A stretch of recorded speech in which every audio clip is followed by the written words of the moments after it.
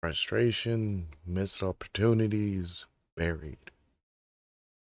All of these terms might describe your favorite wrestler. After watching WWE Unreal, it's clear to me WWE doesn't really look at a performer's full range, deciding where they belong on the card. It's more about how they fit into that traditional role. Guy with just enough star power to start the show or carry a segment, but not necessarily the entire package. Notice how Jey Uso's entrance is way longer than his promo. But on the other side of that, Cody Rhodes and John Cena's feud was mainly built on promos. It's obvious WWE is grooming some superstars more than others for this role. These wrestlers get plenty of airtime to make a ton of mistakes live on air, like suffering succotash. Think about early Roman, early Cena, and believe it or not, current day Solo. Cody had to prove himself outside of WWE because when they gave him the promo back in the day in his dashing and undashing character against Rey Mysterio, it didn't really scream main event guy, mid card. Everything about Cody, his slender look, how good he was at promos, and his wrestling ability, mid card. Your look matters, your promo ability matters. But you know what, guys? That doesn't really explain Karrion Kross, now does it? He has the look, the promo work, and the storytelling ability. But let me ask you this.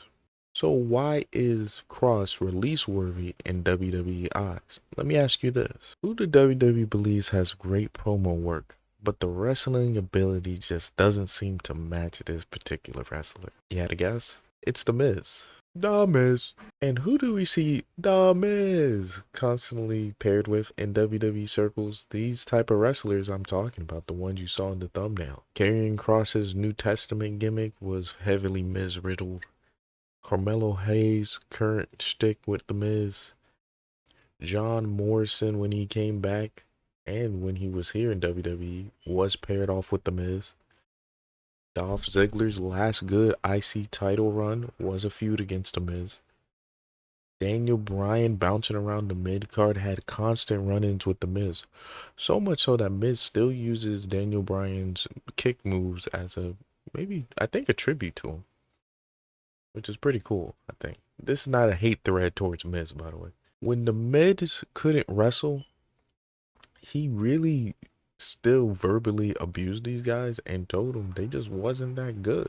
They didn't give as much as he did. You can see that with the Talking Smack interview that Miz did back in the day. Shoot, you can even connect Miz to the Wyatt Six, who had just now started going for tag team gold in the mid card. I would say lower mid card the tag team division is on SmackDown. You know, even when AJ Styles came into the company initially, he kind of fit into this, but we'll get back to AJ later. It's pretty interesting about him. The bigger issue is beating Carmelo Hayes, John Morrison, or Finn Balor doesn't really help your rising star in most situations. Same with beating legends. Like beating Cena doesn't really help you in any way because fans know that's still John Cena and you're still Austin Theory or Solo Sikoa.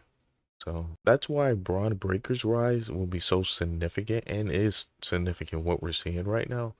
Because to me, it only matters if he beats Roman Reigns in the end, not Seth. That's the whole point of being elevated. You have to beat the current top guy in a big match in a spot that matters, in a storyline people will remember. That's why I think this is Seth's strongest run. Because beating Roman and CM Punk, you know, two guys at the top of the game in a triple threat match by hook or by crook in a very memorable manner is pretty good. I think it's more impressive. Anyway, never mind. Even when Seth Rollins back in the day beat someone like a Brock Lesnar back in 2019, that doesn't guarantee you'll stay at that position in the company. Sliding down the card is common, you know, it just happens faster for some. Randy Orton and Roman have slid down but were so quickly re-pushed. A lot of people just don't remember this. Like I remember when Roman was like slid down in the card. Take Roman's early push, for example. He beat guys like Bray Wyatt and a red hot AJ Styles. But the fans always believed there was always another guy who could do it better. This is a big problem for WWE, especially if the WWE has pushed that wrestler in the past before. The magic kind of fades with the top guy, and AJ Styles is a perfect example of this.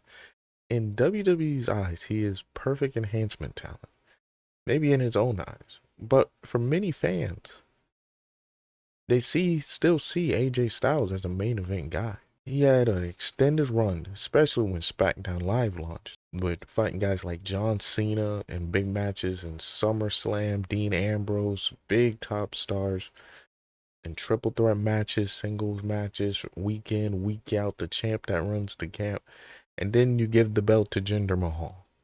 Who killed the brand in 6 months. I don't. Daniel Bryan went through this too, especially with Roman's initial post Shield run push. Even Seth Rollins' last championship run with the World Heavyweight Championship was mired with these problems.